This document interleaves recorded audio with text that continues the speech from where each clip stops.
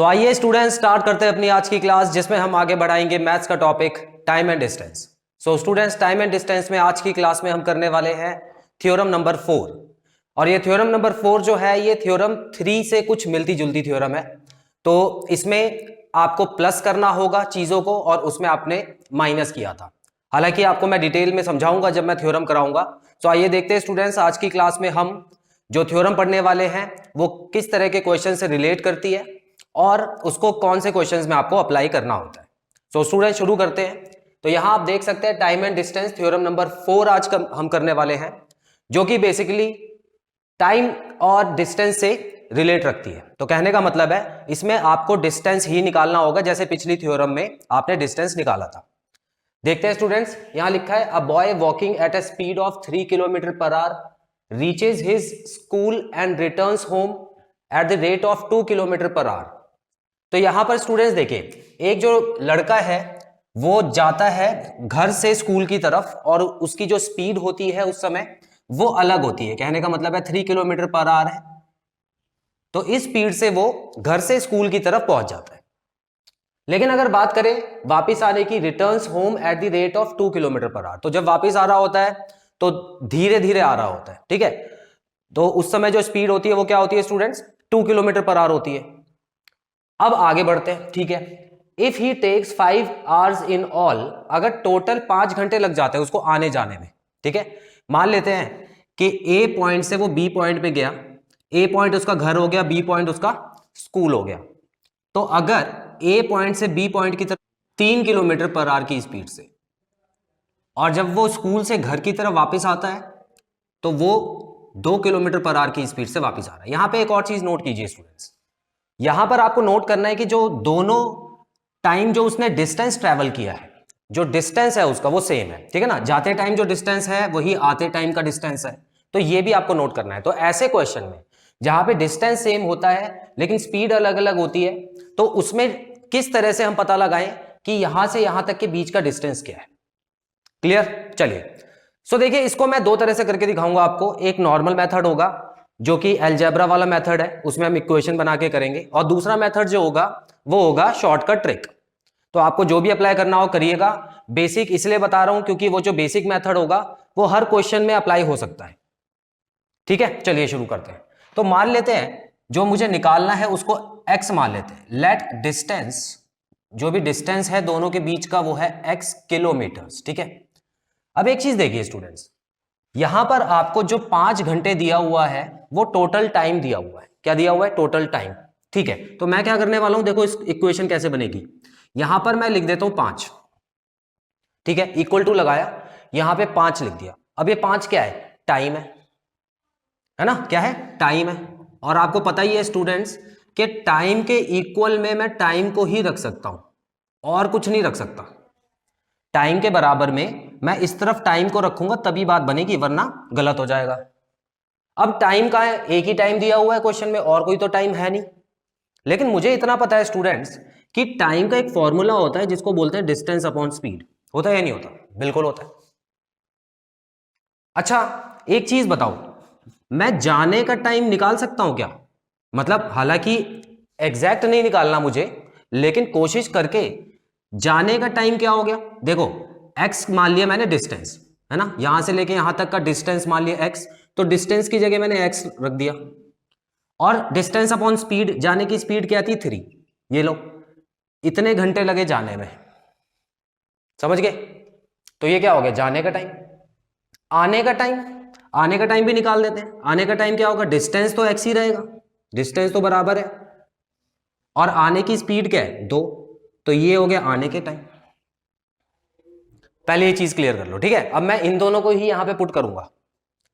अब एक बात बताओ, ये जाने का टाइम, ये आने का टाइम, क्वेश्चन में क्या दिया हुआ है? टोटल टाइम दिया हुआ है 5। ये क्या दिया हुआ है? टोटल टाइम, जाने आने का मिलाकर, है ना।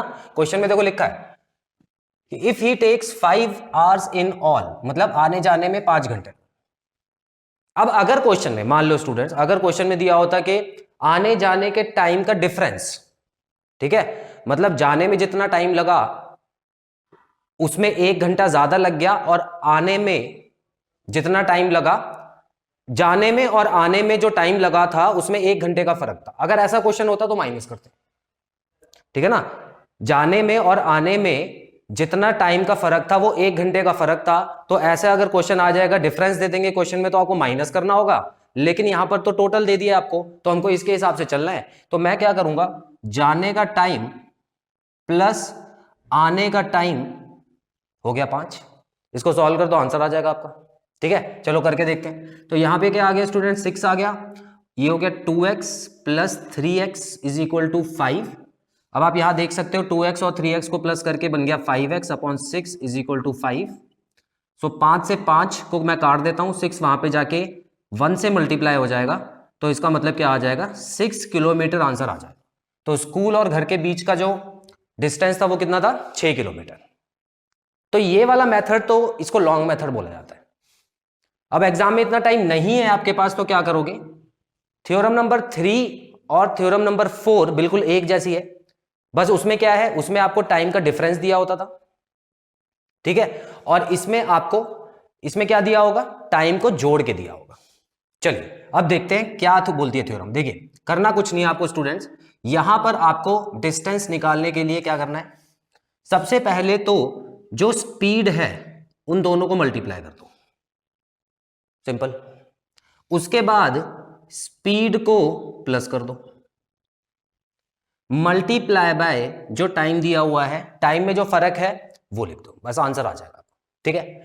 अच्छा ये टाइम याद रखना स्टूडेंट्स, ये आवर्स में होना चाहिए, मिनट में नहीं होना चाहिए, घंटे में होना चाहिए।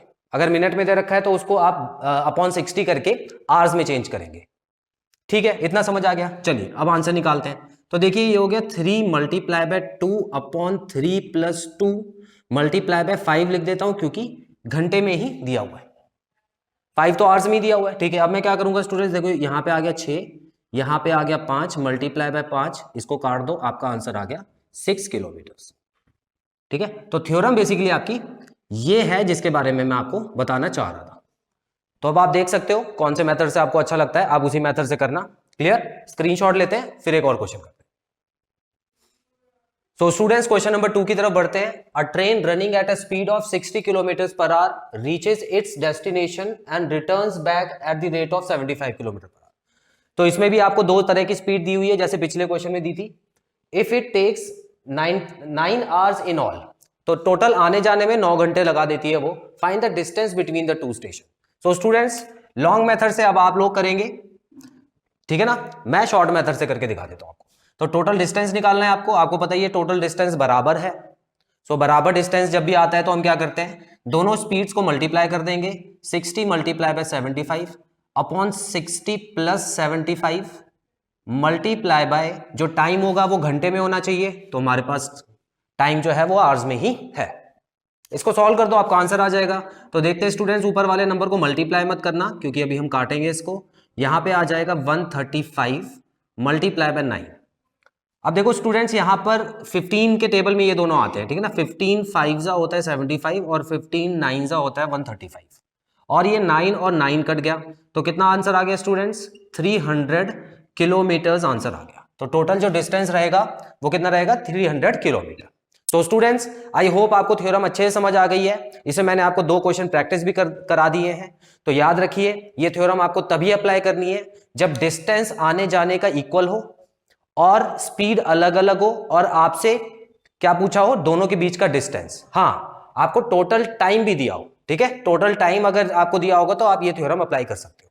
और मैंने आपको थ्योरम नंबर 3 और 4 में भी फर्क बता दिया है। थ्योरम नंबर 3 में आने जाने के टाइम का डिफरेंस दिया होगा, मतलब माइनस करके दिया होगा, तो आपको यहां पर क्या करना होता है स्टूडेंट्स, यहां पर नीचे माइनस कर देना होता था, ठीक है। याद करो उस थ्योरम में क्या था, यहां माइनस कर देना था, और आपको क्या करना था, यहां पर टाइम में जो फर्क था वो भी बताना था, ठीक है। आप थ्योरम नंबर 3 की वीडियो अच्छे से देख लीजिए और दोनों में फर्क अपने आप ही आपको समझ आ जाएगा।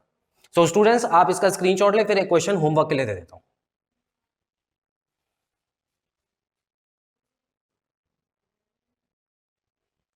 तो स्टूडेंट्स क्वेश्चन नंबर 3 मैंने लिख दिया है बोर्ड पे, जो कि आपका होमवर्क है। इसको अच्छे से पढ़िए, समझिए, और जो भी आपका आंसर आता है उसको कमेंट बॉक्स में मेंशन करके अपने आंसर चेक कराइए। सो स्टूडेंट्स आई होप आपको आज की क्लास में जो भी पढ़ाया गया है वो अच्छे से क्लियर है और कोई भी डाउट नहीं है। बहुत जल्द मैं अगली क्लास में थ्योरम नंबर 5 लेके आऊंगा और उस पे हम कुछ प्रैक्टिस क्वेश्चंस भी करेंगे। Till then students, take very good care of yourselves, have a nice time, God bless you, bye bye.